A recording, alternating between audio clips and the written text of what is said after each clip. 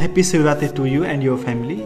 सदियों से एक कथा प्रचलित है कि लोग शिवलिंग के बारे में अक्सर गलत सोचते हैं। शिव की जो प्रतिमा है उसे कुछ गलत तरीके से देखते हैं। उस पर एक बहुत ही प्राचीन कथा है। ये कहा जाता है कि जब भगवान शिव का जो हम रूप देखते हैं, जो घने घने बाल देखते हैं, जो त्रिशूल देखते हैं, ये रूप माया से उत्पन्न किया गया है। ये मायावी रूप है जो इंसान को बताने के लिए बताए हैं कि ये वास्तव में हम आपके जैसे हैं, जबकि परब्रह्म शिव ही सत्य है, उनके अलावा और कोई नहीं है। शिव शक्ति हम अलग कर देते हैं, शिव अलग हैं, शक्ति अलग है, जबकि ऐसा नहीं है। शिव और शक्ति नहीं है, शिव शक्ति है। शिव को आप और हम मान सकते हैं जितनी भी चीज़ें मटेरियल्स हैं, चाहे जल हो गया, अग्नि हो गई, पानी हो गया, जो भी चीज़ें हम छू सकते हैं, देख सकते हैं, वो सब शिव तत्व कहे जाते हैं। और जो नहीं दिखती हैं, जो अदृश्य हैं, जो उसको कंट्रोल कर रही हैं, उसे शक्ति कहा जाता है। तो पूरे यूनिवर्स में, धरती पे, आकाश में, अपने अंदर कहीं तक आप सोच पाएँ, दो ही चीज़ें दिखेंगी। हम मान सकते हैं दो ही, एक शिव जो तत्व है, दूसरा शक्ति है। एक आप मटेरियल देखेंगे, दूसरा उस मटेरियल्स को जो कंट्रोल किए हुए हैं वो शक्ति देखेंगे। तो जो शिव हैं वो जब हम आलथी पालथी मार कर बैठते हैं, जो हमारा शिव का प्रतीक है, जब हम आलथी पालथी मार कर ऐसे बैठते हैं तो एक एनर्जी उसकी तरफ निकलने लगती है।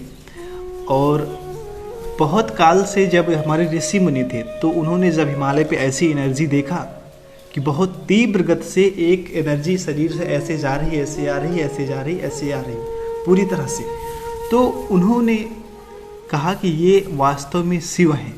और तब से वो शिव उस वक्त तो अंग्रेजी थी नहीं, तो संस्कृत थी, तो उन्होंने शिवलिंग नाम रख दिया। आज उसका गलत मतलब निकाला जाता है, जबकि ऐसा नहीं है। हम सब शिव के तत्व हैं, शिव के अंश हैं, शिव शक्ति के अंश हैं। हम जब मेडिटेशन ध्यान में बैठें तो अगर महसूस करो तो हमारे चारों तरफ जो है एक ऐसे किरण, एक ऐसे आभा मंडल तैयार होता है।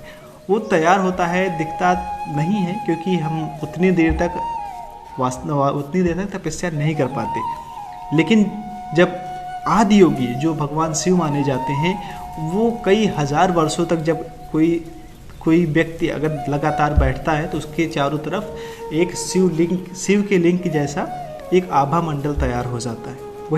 वही शिवलिंग है। आज हमारे भारत में ज़्यादातर लोग डिप्रेशन, टेंशन, स्ट्रेस, इन सब के बहुत ज़्यादा मरीज हो गए हैं, जबकि हमारे सनातन में इसका कहीं वजूद ही नहीं था। ये बाहर की उपज है जो इंडिया में आई है। क्यों? क्योंकि जो शिव के भक्त होते हैं, आपने देखा होगा, चाहे अघोरी हो गए या फिर आपने ऐसे और भक्तों को देखा होगा, उनके चेहरे पे कभी आप मलिनता नहीं पाएंगे, कभी टेंशन नहीं पाएंगे। तो जो हमारे कल्चर्स को ख़त्म किया गया और एक नेगेटिविटी फैला दी गई शिव के प्रति, शिवलिंग के प्रति, वो बहुत ही ज़्यादा खतरनाक हुई। और अगर हम किसी शिवलिंग पे जाएं, कहीं मंदिर में जाएं, अगर शिवलिंग को साक्षी मानकर ध्यान करें तो हमारे अंदर जितने भी नेगेटिविटी है, चाहे वो टेंशन हो गया, डिप्रेशन हो गया, सारी चीज़ें, बीमारियां हो गई, सारी चीज़ें ख़त्म हो जाएंगी। आप ज़रा ध्यान से सोचो कि आपको बीमारियां किस लिए ज़्यादा होती हैं, हमें किस लिए होती हैं? सबसे ज़्यादा जो होती है वो हमारे खान पान की वजह से। और शिव जी को क्या चढ़ाया जाता है, वो क्या खाते हैं?